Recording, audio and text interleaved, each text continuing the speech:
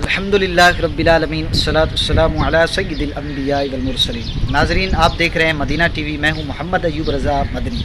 اگر آپ ہمارے چینل پر پہلی مرتبہ ہیں تو ہمارے چینل کو سبسکرائب بھی کریں اور بیل آئیکن کو بھی دبا دیں۔ یہ فیصلہ آپ کے لیے بہت عمدہ ہوگا۔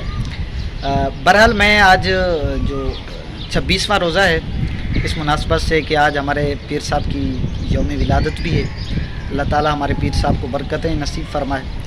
بنیادی طور پر اگر دیکھا جائے تو پیر بننے کی کچھ شرائط ہوتی ہیں۔ اس کے اندر امام غزالی رحمۃ اللہ علیہ نے کچھ اوصاف بھی بتائے، فرمایا یہ اوصاف پائے جائیں، یہ شرائط ہوں تو پھر اس کے بعد پیر بن سکتا ہے۔ لیکن جب میں نے شرائط پڑھے اور جب میں نے اوصاف پڑھے تو اور بھی پیر ہوں گے زمانے میں، لیکن اس مرد کلندر مولانا الیاس قادری کے اندر جو شرائط اور جو اوصاف پائے جاتے ہیں دنیا کے سامنے ہیں۔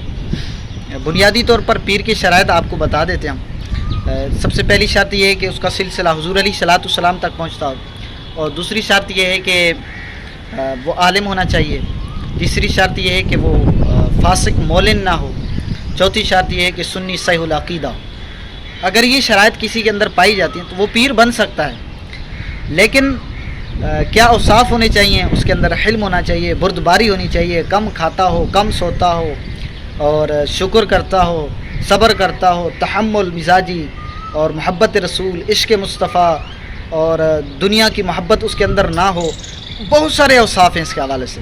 اللہ عز و جل ہمارے پیر کو سلامت رکھے اور مزید جتنا ہو سکے دنیا کے اندر، ان کی زندگی کے اندر ان کا ساتھ دے۔ مرنے کے بعد سب ساتھ دیتے ہیں، اگر ہم معاشرے کے اندر جو ایک دین اسلام کا کام کرنے والے لوگ ہیں ان کا ساتھ ان کی زندگی کے اندر دیں تو انشاءاللہ ان کی زندگی کے اندر بھی برکت ہوگی اور دین اسلام کا اور کام ہوگا۔ اللہ عز و جل کی بارگاہ میں دعا ہے عمل کی توفیق عطا فرمائے۔